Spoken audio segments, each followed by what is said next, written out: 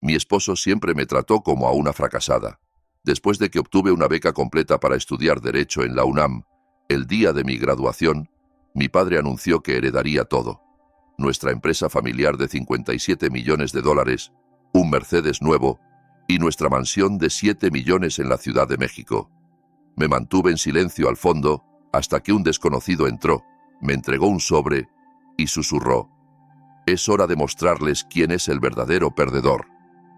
Mi padre no debía estar en la gala de caridad de los Herrera. Nicolás le había dicho específicamente a la seguridad que Diego Morales no estaba en la lista de invitados. Sin embargo, allí estaba él, en el micrófono, sosteniendo un sobre que destruiría 7 años de mentiras cuidadosamente construidas. Antes de celebrar los logros de la familia Herrera, anunció mi padre a 500 de la élite de la Ciudad de México: «Déjenme contarles sobre Catalina Morales». Sí, Morales, no Herrera, quien ganó una beca completa para Derecho en la UNAM, mientras su esposo le decía a todos que era una fracasada. El salón se congeló. Las copas de champán se detuvieron a medio camino hacia los labios. La mano de Nicolás apretó mi muñeca con tanta fuerza que supe que habría moretones al día siguiente. Su rostro pasó por confusión, rabia y algo que parecía miedo. Yo estaba sentada en la mesa 17, la que siempre empujaban contra el pasillo de servicio, lo suficientemente lejos de la acción principal para que no lo avergonzara con mis supuestas deficiencias. Pero ahora, todos los ojos en la sala me habían encontrado. Antes de continuar, si creen que todos merecen respeto, independientemente de su origen o educación, consideren suscribirse. Es gratis y ayuda a que estas historias importantes lleguen a quienes las necesitan. 6 horas antes, yo estaba en la cocina de nuestra casa en la colonia Roma, preparando el desayuno de Nicolás, con la precisión mecánica de alguien que había aprendido que cualquier desviación significaba conflicto. Claras de huevo con aceite de trufa, pan integral cortado en diagonal, jugo de naranja con exactamente 3 cubos de hielo. La invitación a la reunión de exalumnos de la Universidad Iberoamericana estaba en la encimera con una nota adhesiva de Nicolás: «No me avergüences esta vez». La reunión del año pasado seguía siendo un catálogo de fallos para él: el tenedor equivocado en la cena, mi mención al colegio técnico, la forma en que sonreí demasiado al mesero. Había escondido mis libros de Derecho de la UNAM más profundo en mi bolso de trabajo, verificando 2 veces que el cierre estuviera bien sellado. Nicolás controlaba todo: estados de cuenta, cargos en tarjetas de crédito, incluso el kilometraje de mi auto. Pero no había pensado en revisar el depósito que renté bajo mi apellido de soltera, donde guardaba mis materiales de estudio, y la laptop que compré con efectivo ahorrado al saltarme almuerzos durante 6 meses. En el trabajo, María notó los crackers otra vez. Siempre lo notaba. La oficina de facturación médica donde ambas trabajábamos no era glamorosa, pero era mía. 8 horas donde Nicolás no podía alcanzarme, no podía corregir mi postura, mi pronunciación o mis opiniones. María deslizó la mitad de su sándwich por la mesa del comedor sin comentarios. Sabía de las auditorías financieras de Nicolás todos los domingos por la noche. Las hojas de cálculo donde tenía que justificar cada centavo mientras él bebía un whisky que costaba más que mi salario semanal. ¿Esta noche es la gala?, María preguntó en voz baja. Asentí, ya temiendo lo que vendría.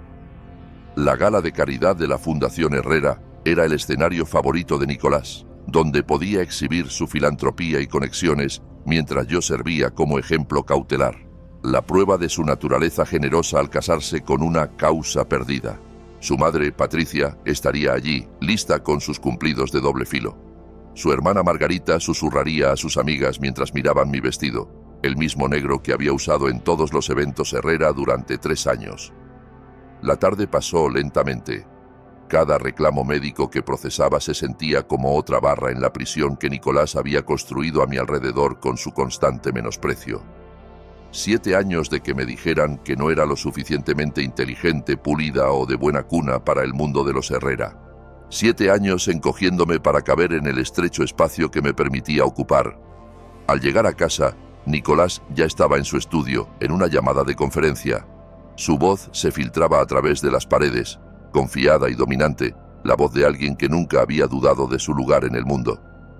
Me paré en nuestro dormitorio, mirando el vestido negro colgado en el closet. El dobladillo necesitaba remiendo otra vez. La tela se estaba desgastando en las costuras, pero era lo único que Patricia no había burlado abiertamente, llamándolo apropiado para la posición de Catalina.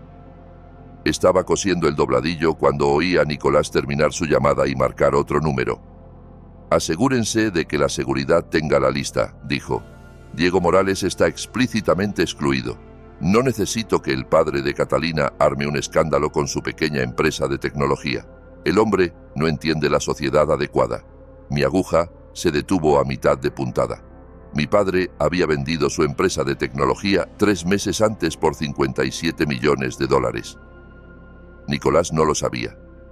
Había sido muy cuidadosa para que no lo supiera, al igual que no sabía de la UNAM, de la beca, de las sesiones de estudio nocturnas en un café abierto las 24 horas al otro lado de la ciudad, donde memorizaba jurisprudencia y escribía ensayos sobre justicia mientras él dormía plácidamente en nuestra cama. El trayecto a la gala fue típico. Nicolás conducía su BMW mientras me daba una lección sobre temas de conversación apropiados. No menciones tu trabajo. Si alguien pregunta, estás entre posiciones. No discutas política, no entiendes los matices. Y por favor, Catalina, trata de no verte tan desesperada cuando sonrías. Es indecoroso. Miré por la ventana hacia la Ciudad de México pasando a toda velocidad contando los meses. 6 meses más hasta los 7 años. 6 meses más hasta que las cláusulas más restrictivas del acuerdo prenupcial expiraran. Hacía este cálculo diariamente, a veces cada hora, como una prisionera marcando el tiempo. La mansión en Polanco brillaba con riqueza, cada superficie diseñada para recordar a los invitados la superioridad de la familia Herrera. Nicolás me abandonó inmediatamente en la entrada, uniéndose a sus amigos de la Ibero en el bar, mientras yo encontraba mi lugar en la mesa 17. Siempre la mesa 17, siempre junto a la puerta de servicio, siempre sola excepto por algún donante anciano que necesitaba un lugar para descansar los pies. Estaba sentada allí, bebiendo agua y observando a Nicolás actuar su éxito, cuando ocurrió lo imposible. Mi padre entró al escenario, Diego Morales en su traje simple que probablemente tenía desde hacía una década, de pie, entre gente que gastaba más en un reloj que él en su auto, pero se paró con la confianza de alguien que había construido algo real, algo ganado, y entonces habló. Mi hija, mi nombre real, Catalina Morales. El mundo se inclinó. La narrativa cuidadosamente construida por Nicolás, 7 años de menosprecio sistemático, 7 años de ser llamada fracasada, se derrumbó con una sola frase. Beca completa para Derecho en la UNAM. Las palabras resonaron en el salón como una acusación. El agarre de Nicolás en mi muñeca se aflojó mientras la seguridad se movía hacia el escenario, sus auriculares crepitando con comandos urgentes. El salón estalló en susurros. 500 personas procesando lo que mi padre acababa de revelar. Derecho en la UNAM, beca completa. Las palabras colgaban en el aire como un veredicto contra todo lo que los Herrera habían dicho sobre mí durante 7 años. Patricia Herrera se levantó de su asiento en la mesa principal, su rostro una máscara de furia controlada. Se movió entre la multitud con la gracia practicada de alguien que había capeado escándalos sociales antes, aunque probablemente ninguno como este. Sus diamantes captaban la luz mientras gesticulaba bruscamente a la seguridad, tratando de recuperar el control de su velada orquestada con precisión. Recordé nuestra llegada 3 horas antes, sentados en el BMW de Nicolás, mientras nos acercábamos a la mansión. El tablero se iluminó con un texto de Verónica, 3 emojis de corazón seguidos de «Ya te extraño». Nicolás lo descartó sin intentar ocultarlo, sus ojos fijos en la carretera, mientras continuaba su lección pregala. Recuerda, si alguien pregunta por tu carrera, estás explorando opciones. No menciones esa oficina de facturación médica, es embarazoso. Y si la conversación vira a eventos actuales, solo sonríe y redirige. No tienes el fondo para contribuir de manera significativa. Sus palabras me inundaron como siempre, cada una elegida para recordarme mi lugar. El acuerdo prenupcial estaba entre nosotros como un tercer pasajero, invisible, pero omnipresente. 6 meses más. Me lo había recordado esa mañana, casual pero punzante. Sería una pena que tiraras 7 años por algo trivial, dijo, mirándome organizar sus vitaminas. Especialmente cuando te irías con nada. La fila de recepción en la entrada de la gala había sido su propia forma de tortura. Patricia se posicionó en la puerta como una general revisando tropas. Sus besos en la mejilla se distribuían según una jerarquía compleja que solo ella entendía. Senadores recibían calidez genuina, otros, cortesía profesional. Cuando llegó a mí, sus labios apenas rozaron el aire junto a mi rostro.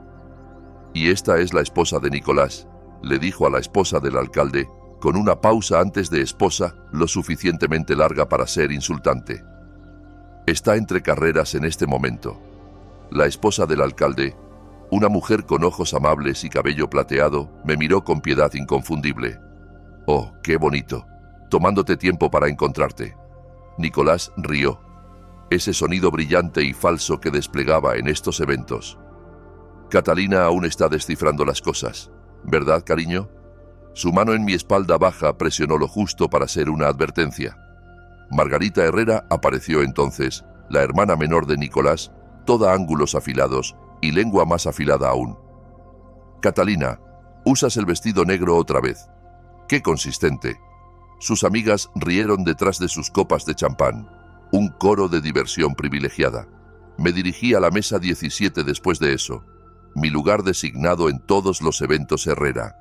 La tarjeta con mi nombre estaba escrita en caligrafía elegante, posicionada en la mesa más cercana a las puertas de la cocina, donde los meseros pasaban constantemente, sus bandejas tintineando. El caballero anciano a mi lado, el señor Vargas, se durmió antes de que llegaran los aperitivos, su ronquido gentil la única conversación en nuestra mesa de exilio. Desde ese punto de vista, observé a Nicolás trabajar la sala. Se movía entre grupos con la confianza de alguien que nunca había dudado de su bienvenida en ningún lugar. En la mesa principal, rodeado de banqueros de inversión y gerentes de fondos, lanzó lo que reconocí como su historia favorita, la de mi intento por entender las criptomonedas en una cena. Sus manos se movían en patrones familiares, imitando mi supuesta confusión, mi adorable incompetencia. La risa que siguió se oyó a través del salón, cada carcajada otro corte pequeño.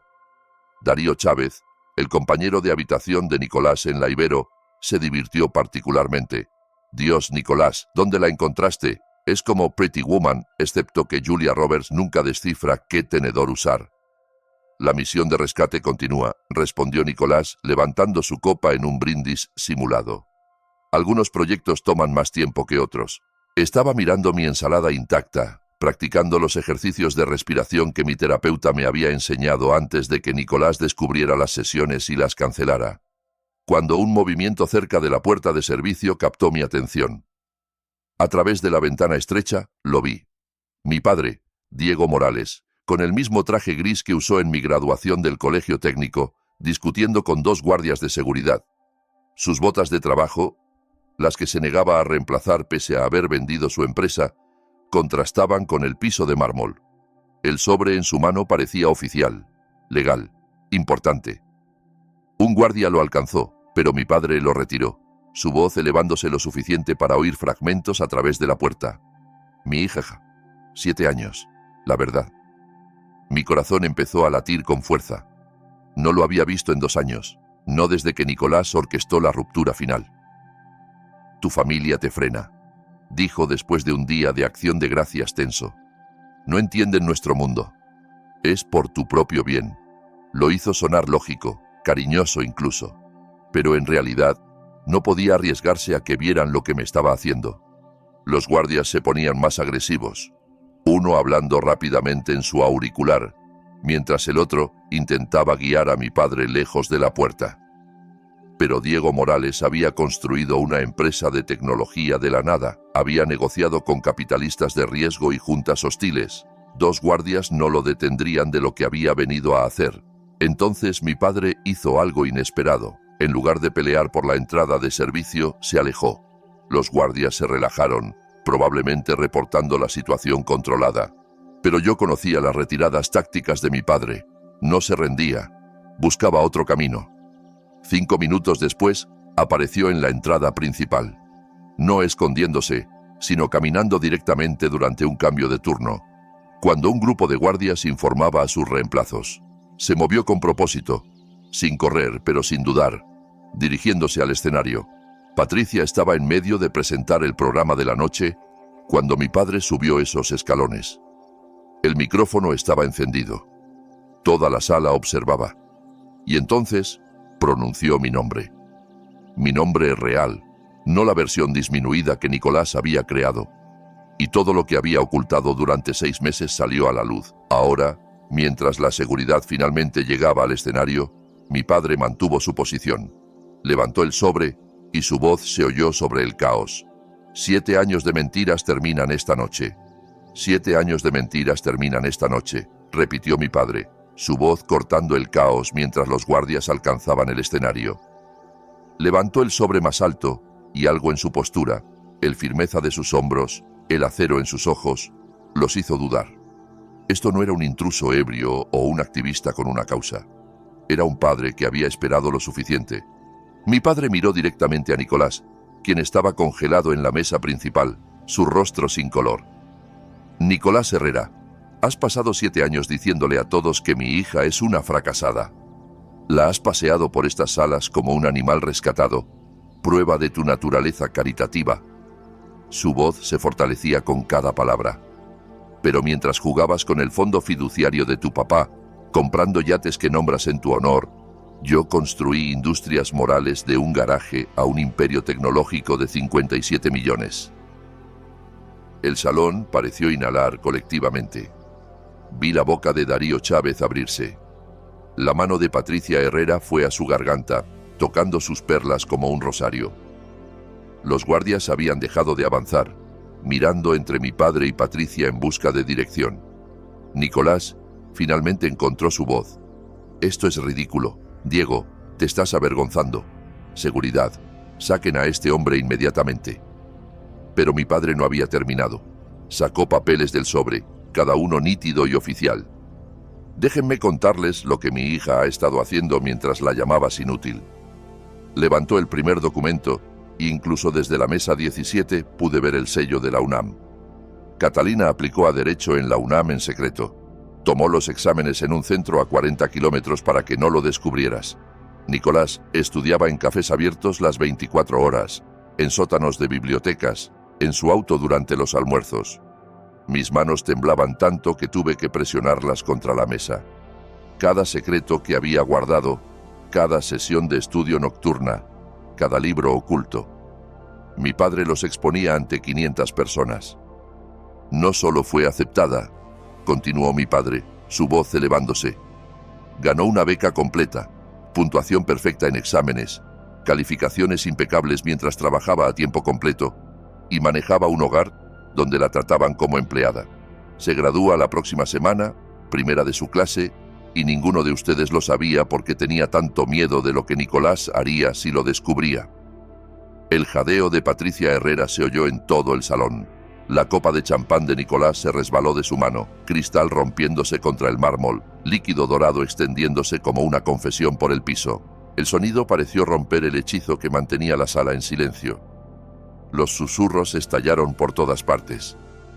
Eso es imposible, dijo Nicolás, pero su voz había perdido autoridad. Catalina apenas terminó el colegio técnico. No es capaz de... ¿De qué?, interrumpió mi padre. De ser brillante, de triunfar a pesar de ti. Has pasado 7 años tratando de convencerla de que es nada, y aún así se levantó. Eso no es debilidad, Nicolás, es fuerza que nunca entenderás. Un movimiento en mi mesa me hizo girar. Una mujer elegante en sus 60, con cabello plateado en un moño, vestida con un simple vestido azul marino que de alguna forma parecía más caro que todos los gowns de diseñador en la sala, se sentó en la silla vacía. Sus movimientos eran deliberados y calmados pese al caos. Catalina, dijo en voz baja, soy la jueza Isabel Benítez. Tu padre me pidió que te diera esto cuando llegara el momento. Colocó un sobre grueso frente a mí, más pesado de lo que el papel debería ser. Creo que ese momento es ahora. Mis dedos forcejearon con el sello. Dentro había documentos que hicieron borrosa mi visión. Estados de cuenta mostrando que Nicolás había perdido 2 millones en inversiones fallidas, dinero que ocultó tomando préstamos contra propiedades que no eran completamente suyas. Impresiones de correos entre él y alguien llamada Verónica, planeando qué hacer con mis joyas, el anillo de mi abuela después del divorcio. Pero fue la transcripción lo que detuvo mi corazón. Una conversación grabada entre Nicolás y su abogado, fechada la semana pasada. Leí las palabras de Nicolás. Catalina es basura genética. Nunca estuvo destinada para nuestro mundo. El PRENUP asegura que se vaya con nada. Y es demasiado estúpida para darse cuenta de que ya presenté. La mantendré pensando que tiene 6 meses más mientras muevo activos al extranjero. Para cuando lo descubra, no quedará nada que dividir. La mano de la jueza Benítez cubrió la mía gentilmente. Sigue leyendo, dijo. La siguiente sección detallaba el fraude de Nicolás. Declaraciones financieras falsas, cuentas ocultas, evasión fiscal que remontaba 3 años. Cada crimen documentado, atestiguado, notariado. En el escenario, mi padre seguía hablando. Esta noche, mi hija hereda todo lo que construí. Industrias Morales, los 57 millones completos. La casa en la colonia Condesa en la avenida Ámsterdam. Toda la cartera de inversiones que crecí durante 30 años. Me miró directamente a través del salón. Y estacionado afuera está el Mercedes clase S que compré para la hija que nunca dejó de luchar, incluso cuando el mundo trató de quebrarla. El vaso de vino de Patricia Herrera cayó de sus dedos inertes. Vino tinto extendiéndose por el lino blanco como sangre sobre nieve. Margarita Herrera tecleaba frenéticamente en su teléfono, probablemente enviando mensajes a los abogados de la familia, su rostro pálido con la realización de lo que esto significaba para la imagen de los Herrera. Nicolás empezó a moverse hacia mí, su rostro torcido por la rabia, pero la jueza Benítez se levantó, su voz llevando la autoridad de 20 años en el banquillo. Señor Herrera, le aconsejo que se detenga ahí. El acuerdo prenupcial que ha usado para controlar a su esposa es nulo. Eso es imposible, gruñó Nicolás. Ese contrato es a prueba de balas. Los contratos basados en fraude nunca lo son, interrumpió la jueza Benítez. Sus crímenes financieros documentados, los activos ocultos, el abuso emocional evidenciado en estas grabaciones, cualquier corte en México lo invalidaría. La señora Morales, enfatizó mi apellido de soltera, es libre de irse cuando quiera. Más importante, dado su intento de fraude, tiene derecho a mucho más de lo que el PRENUP habría proporcionado. La sala estalló. Voces se elevaron en shock, en chismes, en el deleite escandaloso que alimentaría cenas en la Ciudad de México por meses. Vi reporteros sacando teléfonos, matronas de sociedad susurrando detrás de sus manos, socios de negocios de Nicolás retrocediendo como si el fraude fuera contagioso. Los amigos de la Ibero de Nicolás ya no reían. Darío Chávez se había escondido detrás de una columna, distanciándose de la explosión. Los banqueros de inversión en la mesa principal tenían conversaciones urgentes en voz baja, probablemente calculando su exposición a las inversiones fallidas de Nicolás. Margarita Herrera hizo un último intento desesperado. Esto es una trampa. No pueden simplemente... Puedo proporcionar evidencia de todo, dijo mi padre calmadamente. Cada documento autenticado, cada grabación obtenida legalmente. Tu hermano construyó su propia trampa, Margarita. Todo lo que hicimos fue dejarlo caer en ella. Me levanté de la mesa 17 con piernas que se sentían como agua, sosteniendo el sobre lleno de evidencia que lo cambiaba todo. 7 años de ser disminuida, de ser llamada nada, y todo el tiempo había estado convirtiéndome en todo lo que Nicolás decía que no podía ser. El peso del sobre en mis manos me anclaba a la realidad mientras empujaba mi silla de la mesa 17. El chirrido de metal contra mármol cortó el caos del salón, y de repente 500 pares de ojos se clavaron en mí. Mi vestido negro de segunda mano, el que había usado en todos los eventos Herrera por 3 años, de repente se sentía diferente contra mi piel. No raído o inadecuado, sino como una armadura que había forjado sin darme cuenta, cada hilo fortalecido por cada insulto que había soportado, El camino al escenario se extendía ante mí, 12 metros que bien podrían ser 40 kilómetros. Los invitados se apartaron mientras avanzaba, creando un corredor a través de gowns de diseñador y trajes a medida. Oí a alguien susurrar: ¿es realmente ella? La fracasada. Otra voz respondió: aparentemente no. Nicolás se lanzó desde su posición cerca de la mesa principal, sus dedos atrapando mi muñeca, el mismo agarre que había usado 1000 veces para dirigirme donde quería, para posicionarme como un accesorio en su vida perfecta. Tenemos que hablar de esto en privado, siseó, su aliento caliente contra mi oreja. Estás cometiendo un error. No entiendes lo que estás haciendo. Me detuve, pero no me giré a enfrentarlo. Todo el salón contuvo el aliento. Ya no tienes derecho a tocarme, dije, mi voz resonando en la sala silenciosa. Liberé mi brazo con una fuerza que venía de algún lugar más profundo que el pensamiento, de 7 años de autonomía suprimida finalmente emergiendo. La mano de Nicolás quedó colgando en el aire donde había estado mi muñeca y vi el momento exacto en que se dio cuenta de que había perdido el control. Su boca se abrió y cerró, pero no salieron palabras. Detrás de él, Darío Chávez tenía su teléfono fuera, grabando todo. La Hermandad de la Ibero documentaba la caída de su amigo. Mientras continuaba hacia el escenario, un movimiento en la multitud captó mi atención. Allí, entre 2 esposas de senadores, estaba María de la Oficina de Facturación Médica. Mi María, quien compartía su almuerzo cuando no podía permitirme el mío, quien me sostenía la mano bajo la mesa del comedor mientras lloraba por la última crueldad de Nicolás. Estaba allí en un simple vestido azul que reconocí de una tienda departamental, su teléfono levantado y grabando, lágrimas rodando por su rostro. Cuando nuestros ojos se encontraron, me dio un pulgar arriba y articuló: por fin. La voz de mi padre me encontró mientras llegaba a los escalones del escenario.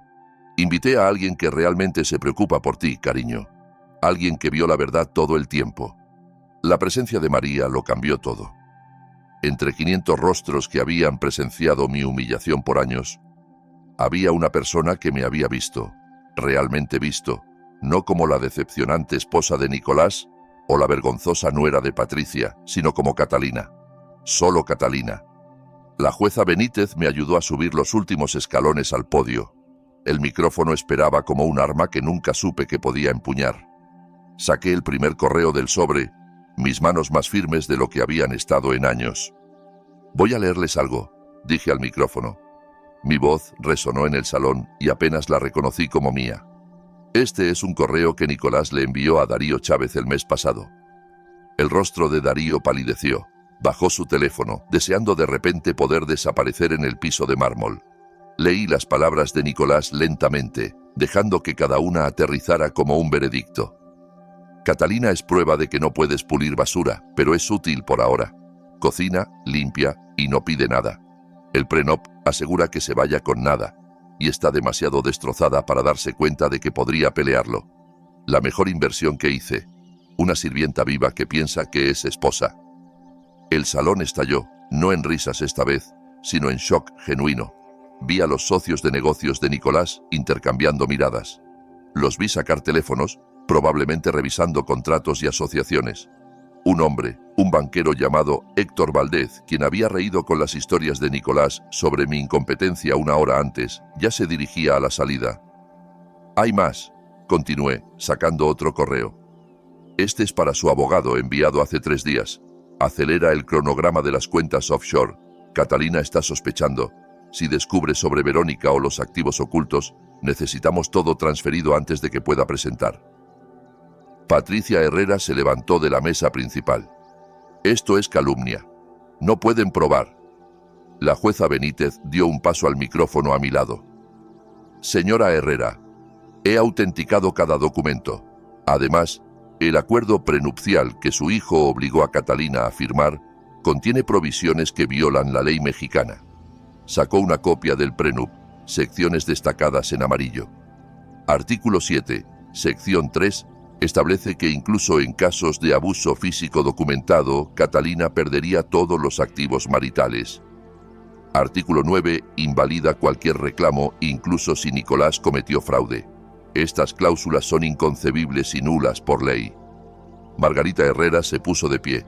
Nuestros abogados pelearán esto. No pueden simplemente... Sus abogados, interrumpió la jueza Benítez calmadamente, son bienvenidos a revisar mi presentación ante la corte esta tarde. Cualquier intento de intimidar a la señora Morales o interferir en estos procedimientos se considerará manipulación de testigos y obstrucción de justicia. Les sugiero que guarden silencio. La boca de Margarita se cerró de golpe. Vi sus dedos volando por la pantalla de su teléfono, probablemente mandando mensajes a los abogados familiares, pero su rostro había palidecido. Sabía lo que esto significaba. La imagen de la familia Herrera, construida en generaciones de superioridad calculada, se desmoronaba en tiempo real. Encontré los ojos de Nicolás en la multitud. Estaba congelado entre mesas, aislado en un círculo de espacio vacío mientras los invitados retrocedían como si su desgracia fuera contagiosa. «Pasaste 7 años diciéndome que era nada», le dije directamente, mi voz firme. «Me hiciste documentar cada centavo que gastaba mientras perdías millones en inversiones fallidas. Me hiciste creer que era demasiado estúpida para tu mundo mientras sacaba calificaciones perfectas en la UNAM. Les dijiste a todos que era una fracasada mientras me graduaba primera de mi clase». El siguiente documento en el sobre era un estado de cuenta bancario. 2 millones, Nicolás. Eso es lo que perdiste el año pasado solo, oculto en 14 cuentas de inversión diferentes que no pensaste que encontraría. Pediste préstamos contra propiedades que no son completamente tuyas, cometiste fraude fiscal para esconder las pérdidas, y todo mientras me decías que no se me podía confiar el dinero de la compra. Alguien en la multitud jadeó. Podría haber sido Patricia. Podría haber sido cualquiera.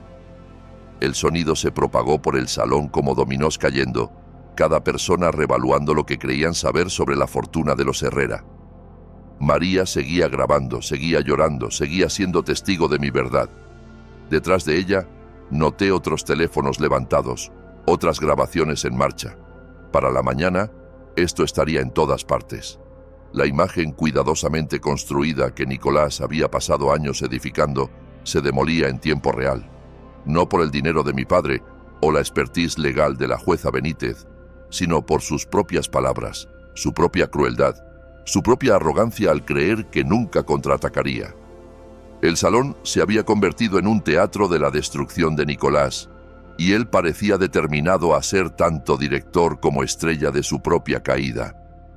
Mientras estaba en el podio con sus crímenes financieros expuestos ante 500 testigos, Nicolás empujó a través de la multitud, su rostro enrojecido y salvaje. «Esos documentos son fabricados», gritó, su voz quebrándose en la última palabra. «Catalina no entiende instrumentos financieros complejos. Es demasiado estúpida para comprender lo que ve. Estas son estrategias fiscales legítimas que alguien como ella nunca podría captar». Levanté otro correo del sobre. «Entonces quizás puedas explicar este mensaje a tu contador donde escribes: necesito esconder las pérdidas de Singapur antes de fin de año. Crea facturas fantasmas si es necesario.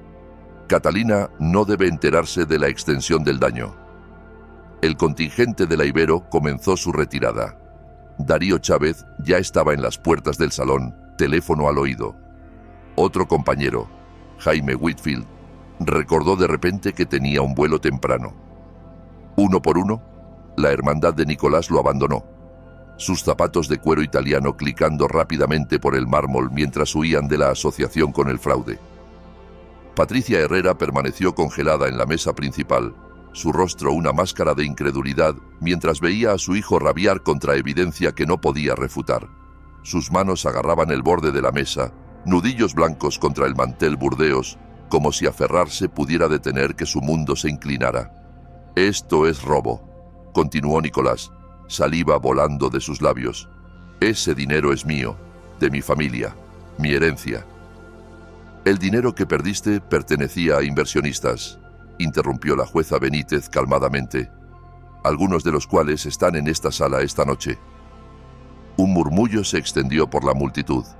Vi a varios hombres en trajes caros sacar teléfonos, sus rostros oscureciéndose mientras presumiblemente revisaban sus portafolios. Nicolás había estado jugando con dinero ajeno, no solo con la fortuna familiar. Un movimiento cerca de la salida captó mi atención. Una mujer en vestido rojo se levantó de la mesa 12, su cabello rubio captando la luz, mientras se giraba hacia el escenario. Verónica, la amante de Nicolás, la de los emojis de corazón que aparecían en su teléfono a lo largo de nuestro matrimonio. Se paró allí un momento, surveying el destrozo, luego habló en una voz que se oyó en todo el salón. Me prometió sus joyas, anunció Verónica, su voz plana y factual. Dijo que los diamantes de la abuela de Catalina lucirían mejor en alguien que los apreciara. Me dijo que podría tener la casa en la Roma también, una vez que ella se fuera para Navidad. Las palabras debieron doler, pero en cambio sentí una extraña ligereza. Cada noche sospechosa tarde, cada conferencia de fin de semana, cada vez que Nicolás me hizo sentir paranoica por cuestionar sus ausencias. Había tenido razón todo el tiempo. La validación aliviaba más que el aguijón de la traición. Verónica, cierra la boca, rugió Nicolás, pero ella ya se iba, sus tacones clicando como un adiós estacato. Dijo que estabas demasiado dañada para irte, agregó por encima del hombro. Dijo que te había destrozado tan completamente que nunca tendrías el coraje de alejarte. Las puertas se cerraron detrás de ella con un tut definitivo. Margarita Herrera eligió ese momento para actuar. Cargó hacia el escenario, su gown de diseñador, subiéndose mientras tomaba los escalones de 2 en 2. «Esto es suficiente», chilló, alcanzando el micrófono. «Catalina, ingrata don nadie, te recibimos en nuestra familia y así nos pagas». Di un paso atrás, dejándola tomar el micrófono. A veces la mejor venganza es dejar que la gente se rebele. Esas pérdidas de inversión debían ser confidenciales, continuó Margarita, su rostro rojo de furia. La Junta no debía saber de las cuentas de Singapur o las tenencias en el Caribe. Se detuvo a mitad de frase, dándose cuenta de lo que acababa de admitir. La jueza Benítez ya escribía en su libreta legal, documentando la confesión de Margarita. «Señorita Herrera», dijo la jueza en voz baja, «acaba de admitir conocimiento de fraude de valores. Le sugiero que deje de hablar y contacte a su abogado». El rostro de Margarita pasó de rojo a blanco en segundos. Retrocedió del micrófono, casi tropezando con su gown mientras bajaba las escaleras tambaleante. Su teléfono estaba fuera antes de tocar el piso, dedos forcejeando mientras presumiblemente llamaba al abogado familiar. Patricia Herrera finalmente encontró su voz, levantándose de su silla con el porte imperioso de alguien que nunca había sido desafiada en su vida. «Basta de este circo», declaró, su voz llevando la autoridad de dinero viejo y prejuicios más viejos. «Catalina era nada antes de nosotros, nada. La tomamos por piedad, le dimos una vida que nunca podría haber logrado sola. Intentamos elevarla, enseñarle, hacerla digna del nombre Herrera». La jueza Benítez levantó su teléfono, grabando las palabras de Patricia. «Por favor, continúe, señora Herrera. Esto es excelente evidencia del ambiente hostil que mi cliente soportó». Pero Patricia estaba más allá de detenerse, su compostura finalmente quebrada después de ver el imperio de su hijo derrumbarse. «Teníamos un plan para arreglarla. Nicolás hacía un trabajo importante, rompiendo sus ridículas pretensiones de clase media, enseñándole a ser agradecida por lo que se le daba. Cada cena, cada evento, cada interacción estaba diseñada para mostrarle lo que realmente era. Un caso de caridad que debería agradecernos por tolerar su presencia». El salón se había quedado completamente silencioso. Incluso el personal de servicio había parado. Bandejas olvidadas mientras presenciaban a Patricia Herrera confesando 7 años de abuso psicológico coordinado. «Todos sabíamos que no era lo suficientemente buena», continuó Patricia, gesticulando salvajemente a la multitud. «Ustedes lo sabían también. Rieron con nuestras bromas sobre sus fracasos. Susurraron sobre su ropa de segunda mano. Entendían que era la carga de Nicolás. Y ahora está allí fingiendo ser algo que no es, destruyendo una familia que le mostró nada más que generosidad». Mi padre dio un paso adelante desde el lado del escenario. «Generosidad». Su voz era quieta pero peligrosa. «Sistemáticamente destruyeron la autoestima de mi hija mientras ella obtenía un título en Derecho de la UNAM. Eso no es generosidad, Patricia. Es crueldad vestida de diseñador. La energía de la sala había cambiado completamente. Donde había shock y escándalo, ahora había algo más. Asco. La élite de la sociedad mexicana veía a los Herrera por lo que realmente eran, y ya calculaban su distancia del fallout. Nicolás hizo un último intento desesperado, su voz quebrándose mientras gritaba: «Nada de esto cambia lo que es. Sigue siendo nadie. Sigue siendo inútil. Sigue siendo...». «Sigue de pie», dije quietamente al micrófono. «Después de todo lo que hiciste, sigo de pie». El salón estalló, no en risas esta vez, sino en algo más.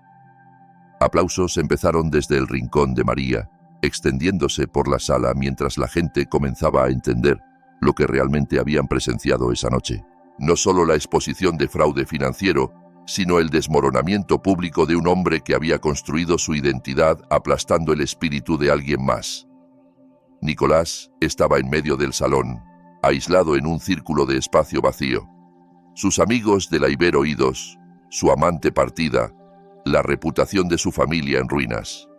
Parecía más pequeño de alguna forma, disminuido sin la armadura de privilegio heredado y posición social. El aplauso continuó mientras bajaba del escenario, mis piernas temblando de agotamiento y adrenalina. La multitud se apartó otra vez, pero esta vez sus rostros tenían algo diferente. Respeto quizás, o al menos el reconocimiento de que era más de lo que les habían dicho que creyera.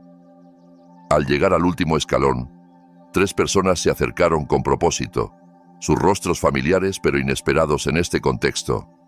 Catalina, una mujer con cabello canoso y ojos amables, tocó mi brazo gentilmente. «Probablemente no me recuerdes, Linda Rivera, fui jefa de contabilidad en Industrias Herrera hasta hace 2 años». El reconocimiento me inundó. Linda había estado en una cena de la compañía Herrera, sentada lejos de la mesa principal como yo. Nicolás la presentó despectivamente como una de las de números, antes de ignorarla el resto de la noche. «Fui despedida por cuestionar discrepancias en los reportes trimestrales», continuó Linda, su voz firme pero emocional. «Las mismas transacciones que acabas de exponer. Nicolás me acusó de incompetencia y mandó a seguridad a escortarme fuera.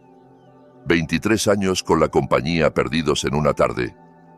Detrás de Linda estaban 2 hombres que vagamente reconocía de la oficina de Nicolás.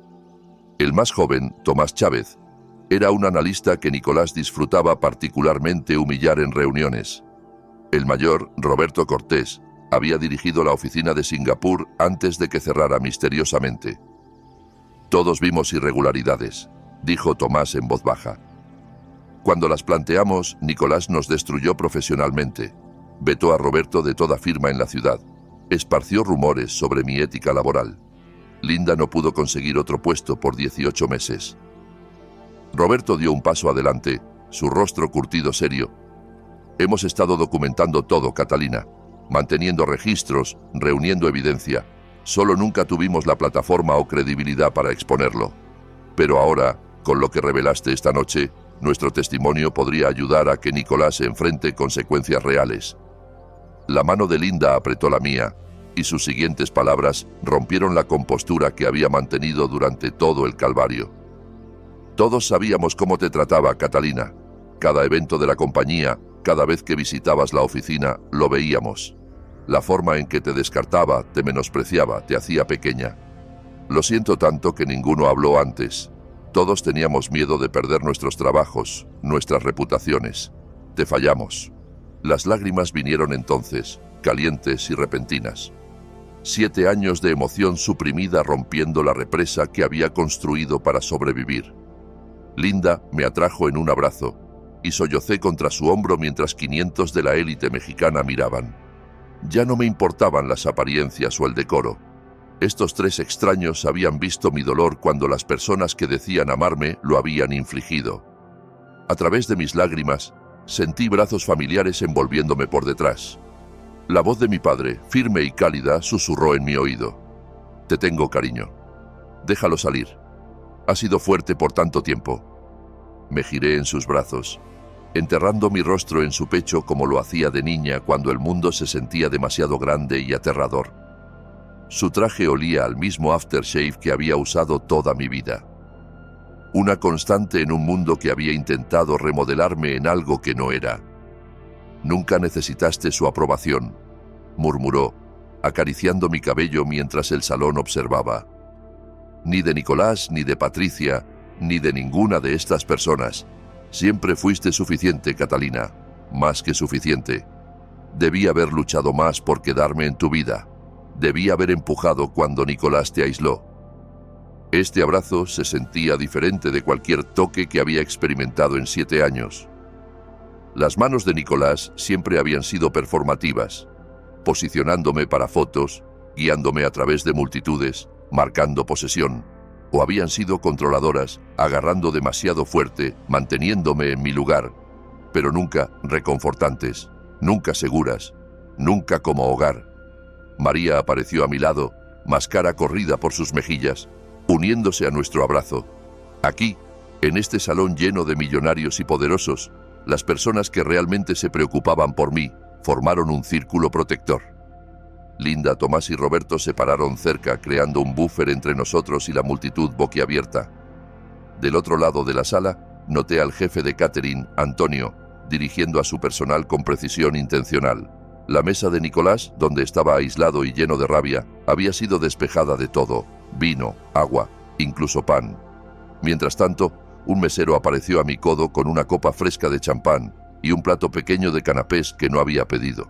Uno captó mi mirada y guiñó. Más temprano esa noche, había presenciado a Nicolás regañándolo por la selección de champán, llamándolo incompetente y amenazando con asegurarse de que nunca trabajara a otro evento social. El personal lo había oído todo. Había visto la crueldad de Nicolás por años, y ahora elegían lados en las formas más pequeñas pero significativas. La jueza Benítez se acercó a nuestro grupo, esperando pacientemente hasta que me compuse lo suficiente para reconocerla. Cuando finalmente encontré sus ojos, me llevó ligeramente aparte. Su voz baja e intensa. «Catalina, necesito decirte algo», comenzó, su demeanor profesional suavizándose. «Hace 40 años, yo era tú, casada con un hombre que me hacía sentir inútil, que me convenció de que era nada sin él. La diferencia es que no tenía un padre lo suficientemente valiente para irrumpir en un salón. No tenía evidencia de fraude para anular un prenup. Me quedé. Sus ojos brillaban con lágrimas no derramadas. Me quedé 23 años hasta que Jaime murió de un infarto en su escritorio, aún controlándome desde la tumba a través del testamento que había elaborado. 23 años de mi vida desaparecieron en su ego. Fui a la escuela de Derecho a los 51. Me convertí en jueza a los 60. Pero nunca recuperaré esas décadas». Apretó mis manos con fuerza sorprendente. «Tienes 30 años, Catalina. Eres brillante, lograda, y estás por graduarte de Derecho en la UNAM. Tienes toda tu vida por delante, y eres libre. ¿Entiendes qué regalo es eso?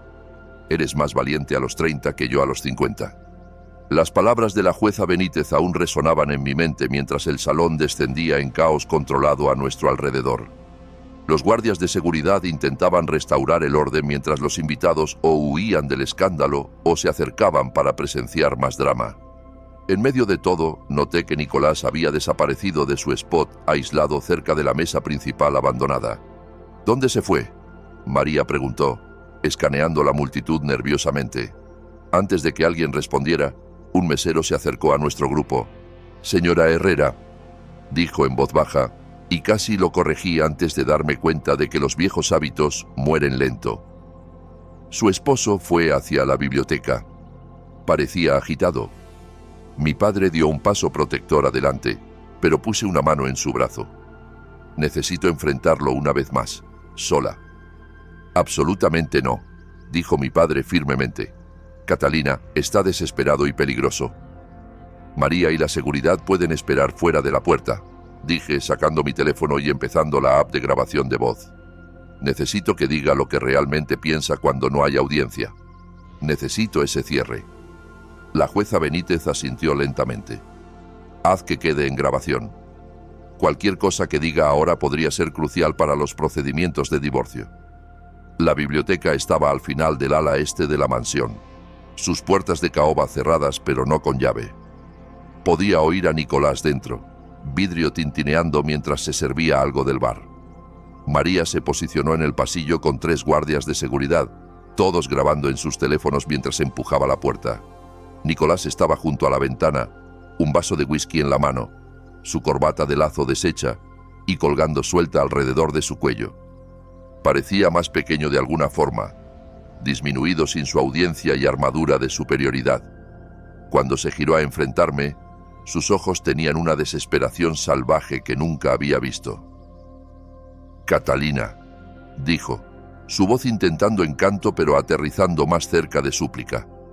«Podemos arreglar esto, todo, solo tú y yo. Podemos hacer que desaparezca». Me quedé cerca de la puerta, mi teléfono grabando en la mano. «No hay nada que arreglar, Nicolás». Se acercó más, cambiando tácticas con la fluidez de alguien acostumbrado a manipular situaciones. «Te daré un acuerdo generoso. 3 millones esta noche. Todo lo que tienes que hacer es salir allá, decirles que fue un malentendido y firmar un NDA. Podemos divorciarnos en silencio en 6 meses y estarás lista para la vida». 3 millones. Casi reí. Perdiste 2 millones el año pasado solo. ¿De dónde exactamente vendría este dinero? Su rostro se oscureció. «No actúes inteligente conmigo. No entiendes cómo funciona el dinero a este nivel.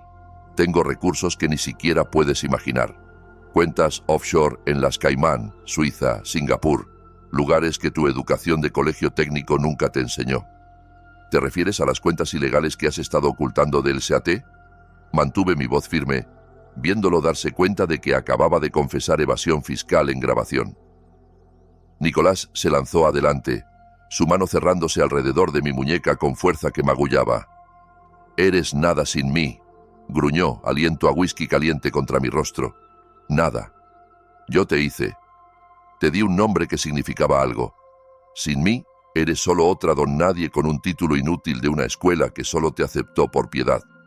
El dolor en mi muñeca era agudo, pero no me aparté. En cambio, lo miré directamente a los ojos. «La UNAM me aceptó por mérito, Nicolás. Primera de la clase. Y lo gracioso es que tú eres el que es nada. Sin el nombre de tu familia, sin dinero heredado, sin gente a quien pisotear. ¿Quién eres?» Levantó su otra mano como para golpearme, pero hablé calmada y claramente. «María está justo fuera de esa puerta con 3 guardias de seguridad, y todos están grabando esto». La mano de Nicolás se congeló en el aire. Su rostro pasó por rabia, miedo y finalmente una desesperación rota. Soltó mi muñeca, tropezando hacia atrás. Me quité el anillo de bodas, la banda modesta de la que se había quejado por 7 años. «Gastaste $3.000 en este anillo y actuaste como si fuera una fortuna», dije, poniéndolo en el escritorio de la biblioteca. «Gastaste más que eso en cena la semana pasada con Verónica. Esto nunca fue sobre dinero, Nicolás. Fue sobre respeto, algo que nunca diste y nunca ganaste». La puerta de la biblioteca se abrió de golpe. Patricia Herrera estaba allí, su maquillaje corrido, su compostura perfecta finalmente destrozada. Miró entre Nicolás y yo, luego corrió a su hijo. «Catalina, por favor», dijo, su voz quebrándose, «no nos destruyas. El nombre de la familia, la compañía, todo lo que hemos construido, todo lo que han robado, ¿quieres decir?». Seguí grabando, viendo el rostro de Patricia mientras se daba cuenta de la trampa en la que entraba. «No robamos nada, solo protegimos a Nicolás de sí mismo. Cuando empezó a perder dinero, lo cubrimos con fondos de su fideicomiso. Cuando esos se acabaron, pedimos préstamos contra propiedades. Mantuvimos las apariencias porque eso es lo que familias como la nuestra hacen. Nos protegemos unos a otros».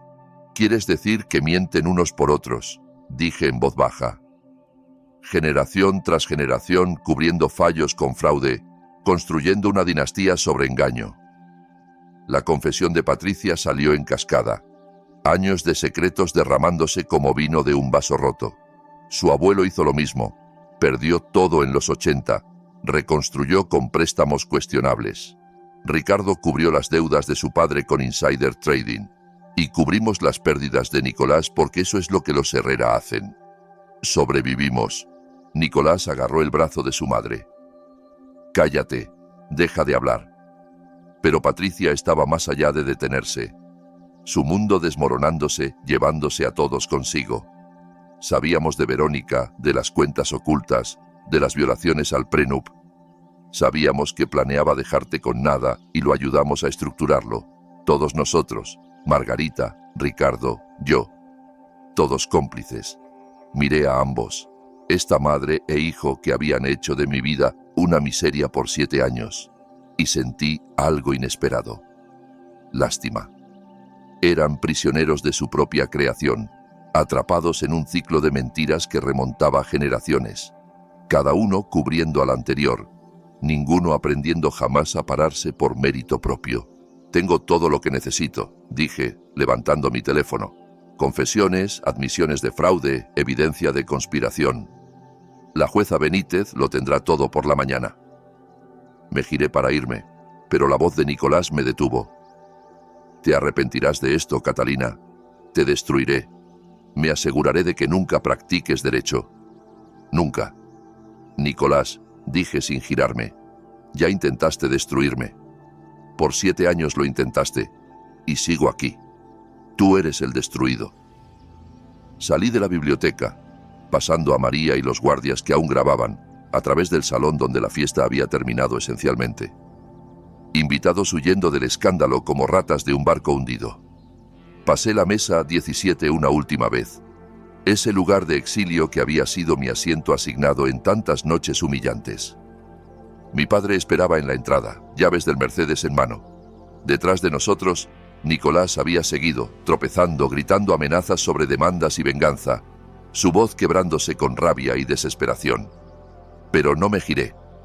La única venganza que necesito es vivir bien sin ti, dije por encima del hombro.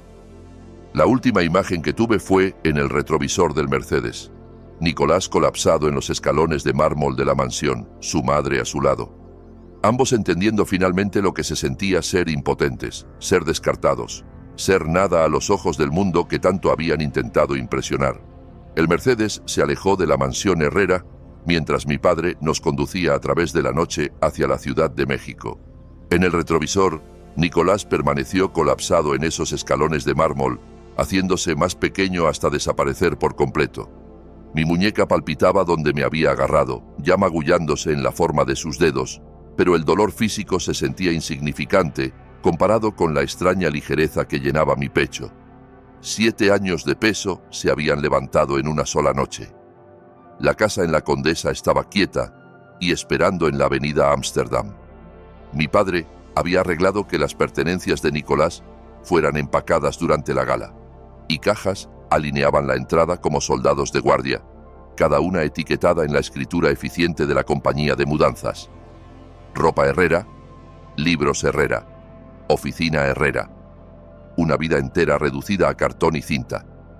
Me quedaré esta noche, ofreció mi padre, pero negué con la cabeza. Necesito hacer esto sola. Entendió, besando mi frente antes de dejarme en la casa que nunca se había sentido como hogar hasta este momento. Caminé por cada habitación, viéndola diferente ahora que la presencia de Nicolás había sido extraída. El estudio aún olía a su colonia y whisky, pero sus premios y diplomas habían desaparecido de las paredes, dejando rectángulos limpios de pintura protegidos de años de sol.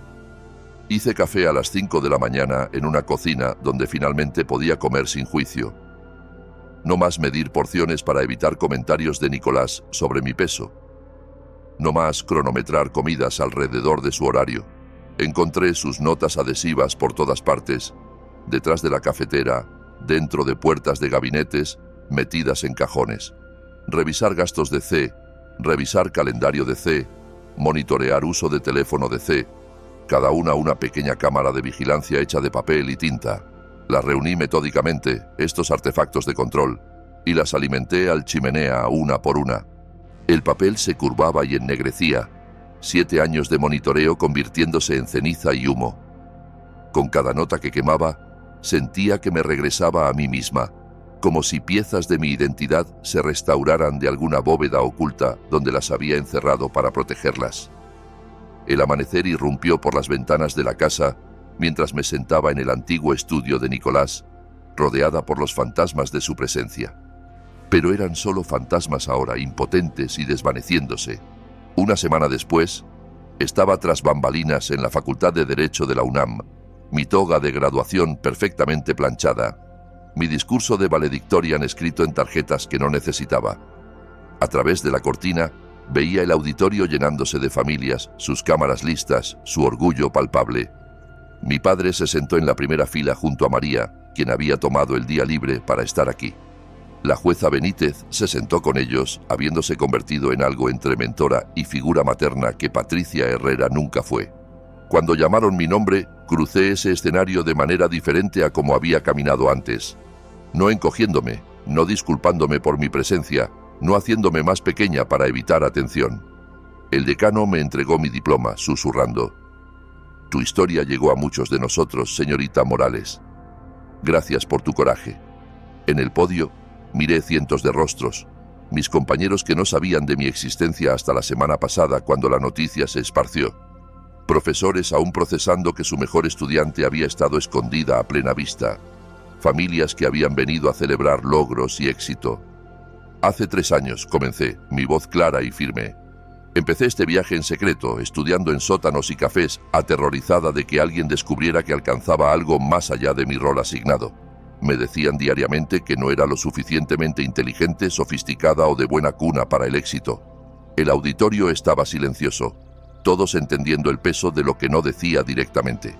Pero esto es lo que aprendí en estos pasillos: inteligencia sin empatía es solo crueldad sofisticada. Poder sin rendición de cuentas es robo con traje de 3 piezas. Y éxito construido aplastando a otros no es éxito en absoluto. Es fracaso vestido de diseñador. Nunca mencioné el nombre de Nicolás, pero todos sabían. La historia se había extendido por círculos legales, redes sociales, conversaciones susurradas en firmas de abogados por la ciudad. El heredero Herrera, que había perdido todo en una noche ante la esposa que llamó inútil. A mis compañeros graduados les dejo esto: el derecho no es solo ganar casos o maximizar horas facturables, es sobre justicia, incluso especialmente cuando esa justicia es personal. Es sobre defender a aquellos cuyas voces han sido silenciadas, cuya valía ha sido cuestionada, cuya existencia ha sido disminuida por quienes confunden herencia con logro.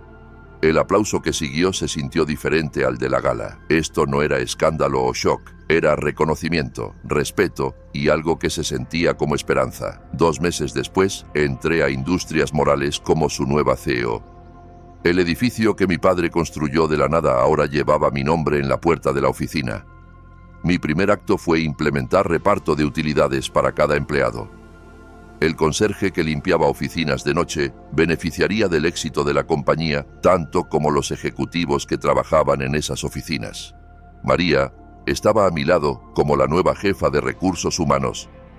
Su escritorio en una oficina con ventanas, su salario triple de lo que ganaba en la compañía de facturación médica.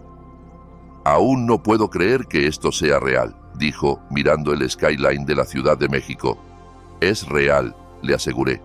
«Vamos a construir algo diferente aquí». Tomás Chávez, uno de los exempleados de Industrias Herrera que me abordó en la gala, se convirtió en nuestro nuevo CFO. Linda Rivera regresó como jefa de contabilidad. Incluso Antonio, el caterer de la gala, fue contratado para manejar nuestros eventos corporativos. Cada persona que me mostró bondad cuando no tenía poder, ahora tenía un lugar en este nuevo mundo que creábamos. La fundación fue idea de María. Mesa 17, de los márgenes al centro. Un fondo para mujeres escapando abuso financiero. Mujeres cuya valía había sido sistemáticamente destruida por quienes decían amarlas. La primera becaria fue una mujer llamada Sara, cuyo esposo había ocultado su carta de aceptación a la escuela de enfermería. Lloró en mi oficina mientras le entregaba el cheque que cambiaría su vida. 6 meses después de la gala, un sobre llegó a través de mi abogado. La letra de Nicolás, temblorosa, pero familiar. Lo abrí en mi oficina, con la Ciudad de México extendiéndose abajo. Mi nueva vida establecida y floreciente. «Catalina», leía, «sé que no tengo derecho a contactarte, pero tenía que intentarlo. He perdido todo. Mi familia me cortó. Los cargos de fraude destruyeron mi reputación. Verónica se fue el día que congelaron mis cuentas. Estoy trabajando en el concesionario de autos de mi tío en la Ciudad de México, viviendo en un estudio sobre una tintorería. No pido perdón. Pregunto si podríamos empezar de nuevo. Si pudiera probar que he cambiado. Por favor. Sostuve la carta por un largo momento. Este artefacto de una vida que ahora se sentía como la historia de alguien más. Luego la archivé. No por crueldad, sino como recordatorio. A veces la mejor venganza no es destruir a alguien. A veces es dejarlos vivir con las consecuencias de quien eligieron ser, mientras tú te conviertes en todo lo que dijeron que no podías. Fuera de mi ventana, la Ciudad de México pulsaba con vida y posibilidad. La mesa 17 era solo un recuerdo ahora, pero la fuerza que encontré allí, en el exilio, en el silencio, en la supervivencia, esa fuerza había construido un imperio. Esta historia de venganza y redención te mantuvo cautivado hasta el final. Presiona el botón de like ahora mismo. Mi parte favorita fue cuando Catalina estuvo en ese podio leyendo los crueles correos de Nicolás a 500 testigos que finalmente vieron la verdad. ¿Cuál fue tu momento más satisfactorio? Déjalo en los comentarios abajo. No te pierdas más historias poderosas como esta.